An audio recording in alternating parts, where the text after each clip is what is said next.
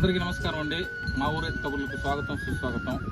మనం అందరం కసువు కింద దుక్కు దున్ని గడ్డలేగేసి కసువు నాటుతాము. మా ఊర్లో కొత్తగా ఏదో ప్రయత్నం చేసినట్టున్నాడు. ఈ కవర్లు గోతాల్లో కసువు ఏదో నాటినాడు. అసలు ఈ కసువు గోతాలు ఎందుకు నాటినాడు, దీని గురించి ఆవులు ఏమన్నా ఎక్కువ కసువు తింటే పాలు ఏమన్నా ఎక్కువ ఇస్తాయా ఏంది, ఈ విషయాలను తెలుసుకోవాలంటే ఈ వీడియోని పూర్తిగా చూడండి. ప్రస్తుతానికి మనం మాధవరంలోని ఏ దిలీప్ రెడ్డి గారి మామిడి తోటలో కొంచెం స్థలం ఉంటే ఆ తోటలో ఈ మొక్కలు నాటినాడు. అసలు ఈ మొక్కలు ఏం మొక్కలు, అసలు ఎలా నాటాలి, ఈ బ్యాగ్లోనే ఎందుకు నాటాలి, ఎరువులు ఏమన్నా వాడినాడా, ఈ విషయాలన్నీ తెలుసుకునే ప్రయత్నం మనం చేద్దాం. నమస్కారం అండి దిలీప్ రెడ్డి గారు. నమస్కారం. అసలు ఏంది ఈ మొక్కలు? నేను దారిలో పోతా అంటే ఈ కసువు ఏమనుకున్నాను, మేమంతా కసువు కింద నాటుతాము, నువ్వెందుకు గోతాలు నాటినావు, దీని గురించి తెలుసుకుందామని వచ్చినాను వీడికి. అసలు దీని గురించి మాకు కొంచెం తెలియజేయగలరా? అయ్యో అది కాదండి, ఇది వట్టివేర్ అనేసి కొత్త ఫార్మింగ్ టెక్నాలజీ. ఇప్పుడు ఇది మామూలుగా మనం ఎలా అంటే దీని బర్త్ ఎట్లా అంటే మామూలు సాయిల్ ఎరోషన్ అనేది జరుగుతూ ఉంటాయి కదా ఫ్లడ్ ఏరియాస్ లో, వాటిని స్టాప్ చేయడానికి ఈ ప్లాంట్స్ వాడుతా ఉన్నారు. ఇప్పుడు దాన్ని కమర్షియల్ వేలో కన్వర్ట్ చేసి తమిళనాడు సైడ్ ఆరోమేటిక్ కన్సల్టెంట్స్ వాళ్ళనేది ప్రాక్టికల్ గా దీన్ని ప్రూవ్ చేసి బ్యాగ్స్ లో గ్రో చేసి దీన్ని రూట్స్ హెవీ గ్రోత్ వచ్చేలా వాళ్ళు మెథడ్స్ తీసుకొని ప్రొవైడ్ చేస్తున్నారు. దీనికి మెయిన్ కమర్షియల్ కన్వర్ట్ చేయడానికి ఏమంటే మెయిన్ కారణం డిమాండ్. దీని డిమాండ్ ఏం డిమాండ్ అంటే మోస్ట్లీ దీన్ని ఫ్రెగ్నెన్స్ కోసం వివిధ ఫ్రెగ్నెన్స్ లో యూజ్ చేస్తారు, ఆయుర్వేదిక్ లో యూజ్ చేస్తారు, దీని ద్వారా సోప్స్ తయారు చేస్తారు, దీని ద్వారా ఆయిల్ ఎక్స్ట్రాక్ట్ చేస్తారు. ఈ ఆయిల్ అనేది మళ్ళీ మల్టిపుల్ దీనికి యూజ్ చేస్తారు. సో దీని వల్ల ఈ గ్రోత్ డిమాండ్ ఉండడం వల్ల మోర్ దెన్ కొన్ని లక్షల టన్నులు అవసరం ఉండడం వల్ల దీన్ని కమర్షియల్ వేలో వాళ్ళు తీసుకురావడం జరిగింది. ఇది మనకి యూట్యూబ్ ద్వారా లైక్ సోషల్ మీడియా ద్వారా మనము దీన్ని ఫైండ్ అవుట్ చేసాము. ఇది మోస్ట్లీ ఎక్కువ తమిళనాడు రీజియన్ లో ఎక్కువ కల్టివేట్ చేస్తున్నారు. ఇది కొత్తగా గ్రో బ్యాగ్స్ మెథడ్ లో తెచ్చారనమాట. ఈ గ్రో బ్యాగ్స్ ఇప్పుడు మీరు చూసారంటే ఈ కవర్ అనేది ఎల్డిపి కవర్ అనేసి అంటారు. అంటే గోతం కాదు, ఇది గోతం కాదు, ఇది యువి నుంచి ప్రొటెక్షన్ కవర్ అన్నమాట. లైక్ ఇది 1 or 2 years ఉన్న చిన్నగదు ఈ ఎండకు అనేది ఉంటుంది. ఇక్కడ ఎండ కూడా ఏం కాదు. ఇప్పుడు మీరు చూసారంటే ఇది వైట్ లేయర్ అనేది ప్రొటెక్షన్, ఎండ్ ప్రొటెక్షన్ కోసం, ఈ బ్లాక్ లేయర్ అనేది రూట్ ప్రొటెక్షన్ కోసం. ఇలా మనకి మేము ఇక్కడ 1000 గ్రో బ్యాగ్స్ పెట్టున్నాము. ఈ 1000 గ్రో బ్యాగ్స్ లైక్ మేము బై బ్యాగ్ ద్వారా పోయాము, ఎందుకంటే మనం ఫస్ట్ టైం ఇది చేస్తున్నాం కాబట్టి.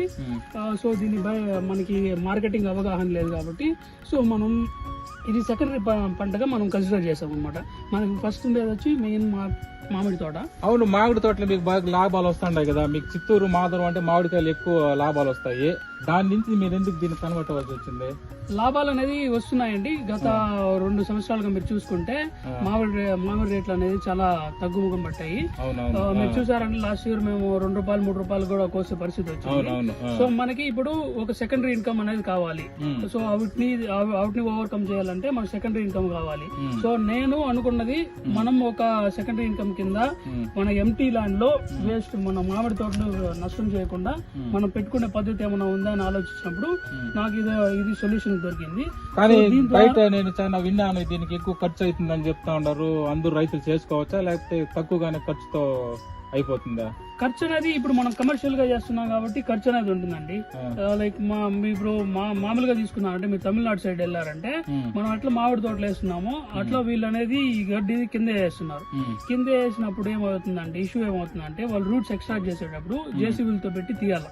అప్పుడు అనేది సగం రూట్ అనేది గ్రౌండ్ లో మిగిలిపోతుంది, సగం మనం తీసుకుంటున్నాం, అక్కడ లాస్ అవుతున్నాం. కాబట్టి అక్కడ ఉన్న సైంటిస్ట్ ద్వారా వాళ్ళు ఫైండ్ అవుట్ చేసి ఈ గ్రో బ్యాగ్ మెథడ్ తెచ్చారు. సో ఇప్పుడు ఈ గ్రో బ్యాగ్ మెథడ్ చేయాలన్నప్పుడు ఇది కమర్షియల్ క్రాప్ కింద కన్సిడర్ చేస్తున్నారు. అప్పుడు మీరు కంపల్సరీ అనేది ఖర్చు అనేది ఉంటుంది, ఎందుకంటే వీళ్ళు అది మనకి మామూలుగా నేల పైన పండిస్తే మోర్ దాన్ 12 to 16 months లో హార్వెస్ట్ చేస్తారు. ఇది ఎట్లా అంటే మనం వాళ్ళు 10 months కి హార్వెస్ట్ చేసే విధంగా దీన్ని తెచ్చారు. కాబట్టి దీనికి సంబంధించిన ఫర్టిలైజర్స్, దీనికి సంబంధించిన మనం ఇరిగేషన్ చేసే పద్ధతులన్నీ మార్చాలి. కాబట్టి కంపల్సరీగా కాస్ట్ అనేది ఉంటుంది. ఆ కాస్ట్ కూడా మనం ఓవర్కమ్ చేయొచ్చు. ఈ మట్టి గానీ దీంట్లో ఎరువులు ఏమైనా వేసినారా? ఒట్టి మట్టే ఉంది అది ఇందులో. ఇది ఈ బ్యాగ్ ఫిల్లింగ్ ఎలా తీసుకున్నామంటే మనము ఇది మోర్ దెన్ 50 kgs బ్యాగ్ అండి. ఇది ఈ 50 kgs బ్యాగ్ లో ఏమంటే ఫస్ట్ మనము మట్టి నిప్పుకున్నాం, ఎర్రమన్ను తెచ్చుకున్నామండి. ఎర్రమన్ను ఒక లేయర్ పోచాము, ఒక లేయర్ మనము ఆవు పేడ తీసుకొని బాగా డీకంపోజ్ అయిన పేడ తీసుకొని లేయర్ బై లేయర్ ఫిల్ చేసుకుంటూ వచ్చాం. కొన్ని బ్యాగ్స్ ఎట్లా ఫిల్ చేసాం, ఇంకా కొన్ని బ్యాగ్స్ ఎట్లా అంటే వేరే మెథడ్ తో మనకి తెలిసిన వాళ్ళ ద్వారా చెప్పడం వల్ల మనము 70% మట్టిని ఎర్రమన్ను ఫిల్ చేసాము. తర్వాత 30% ఉన్న అమౌంట్ ఆఫ్ ఇది మట్టిని మనం ఎరువు ఎర్రమన్ను కలిపి చేసాం. ఎందుకంటే వాటర్ స్టాగ్నేట్ అయితే కింద ఎయిర్కి ఎఫెక్ట్ కాకూడదని అది కొంతమంది సజెస్ట్ చేస్తారు. కానీ కొంతమంది ఇది ఫాలో చేశారు. ఇది ఎట్లా అంటే ఇప్పుడు ఇవి చూసారనుకోండి, ఇక్కడ ఒక 500 బ్యాగ్స్ ఉన్నాయి. ఈ 500 బ్యాగ్స్ అంతా లేయర్ బై లేయర్ వేసాం. 1 లేయర్ మట్టి, 1 లేయర్ ఆవు పేడ, తర్వాత 1 లేయర్ ఎర్రమన్ను అట్లా వేసుకుంటూ వచ్చాం. నీళ్లు ఏమన్నా ఎక్కువగా అవుతుందా, లేకపోతే ఎండాకాలం వస్తాను కదా నీళ్ళు ఏమన్నా అధికంగా వాడాల్సి వస్తుందా? మీరు చూస్తే డ్రిప్ వేసి ఉన్నారు. ఇది యాక్చువల్ గా ఇది వాటర్ రెసిస్టెంట్ ప్లాంట్ అండి. ఇది మీరు చూసుకున్నట్లయితే దీనికి చాలా రోజులు బతికే స్థితి ఉంది. వాటర్ లేకపోయినా దీని కెపాసిటీ బతకగలదు. కానీ ఇనిషియల్ గా ఏం చేయాలంటే మనము 10 to 15 days నాటుకున్న 10 to 15 days కి బాగా వాటరింగ్ పట్టుకున్నామంటే, క్యూరింగ్ చేసామంటే మనకి గ్రోత్ అనేది ఎయిర్ అనేది ఫాస్ట్ గా రావడానికి పాసిబుల్ అవుతుంది. ఈజీగా అనేది ప్లాంట్ అనేది సస్టైన్ అవుతుంది. ఒకవేళ మనకి వాటర్ రిసోర్సెస్ తగ్గిపోయినా కూడా ఆ టైంలో ఇది రెసిస్టెన్స్ చేసుకోగలుగుతుంది. అంటే ఎన్ని రోజులు ఇది మనకు పంట క్రాప్ మన చేతికి వచ్చేదంటే? ఇది కమర్షియల్ వేలో పోతున్నాం కాబట్టి 10 months క్రాప్ అండి. 10 months లో ఇప్పుడు వేసిన డేట్ నుంచి వచ్చే 10 months లో మనం హార్వెస్ట్ చేసుకోవచ్చు. 10 months నుంచి 60 months లోపల హార్వెస్ట్ చేసుకోవచ్చు.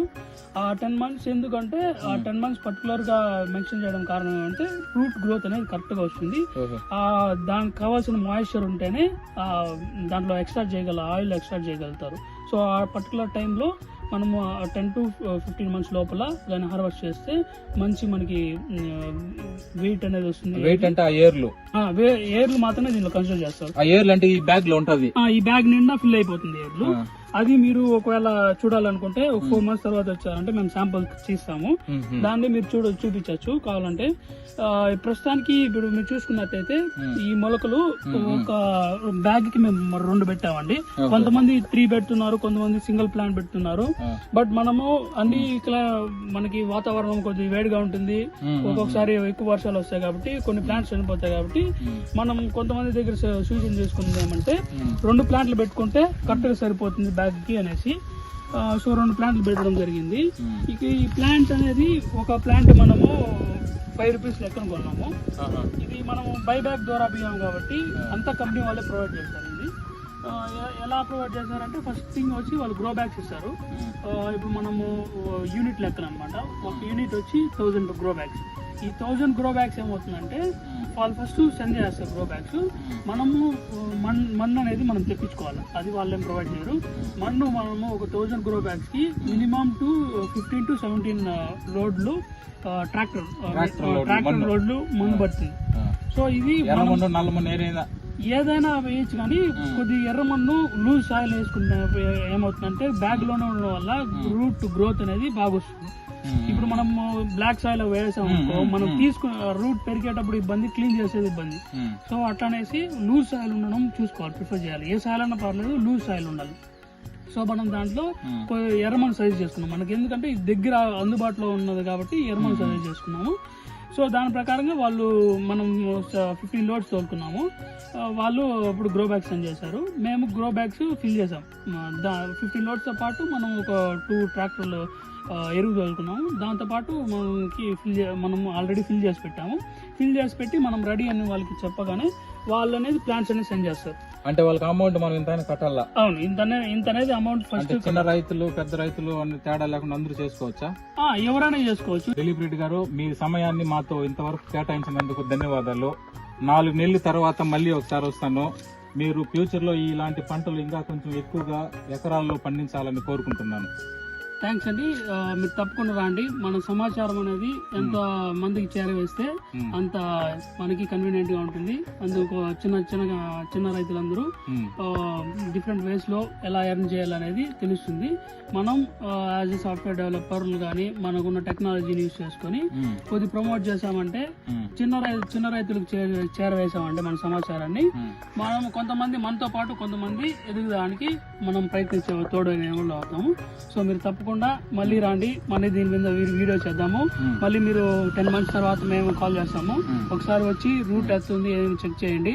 ఇదే కాదు, మన దగ్గర డిఫరెంట్ పంటలు ఉన్నాయి, అవి కూడా మనం ఒకసారి వీడియో చేద్దాము. ధన్యవాదాలు. చూశారు కదండి, దిలీప్ రెడ్డి చదువుకొని బీటెక్ చదివి బెంగళూరులో సాఫ్ట్వేర్ ఉద్యోగం చేస్తూ, అదే విధంగా పల్లెటూరులో ఉన్నాం కదా, మనం మనకు అవసరం లేదులే పంటలు సెకండ్ ఇన్కమ్ అని లేకుండా, ఎలాంటి మొహమాటం లేకుండా ఇలాంటి పంటలన్నీ పండించుకుంటూ రైతే రాజు రారాజుగా ఉండాలని కోరుకుంటున్నాను. ధన్యవాదాలు.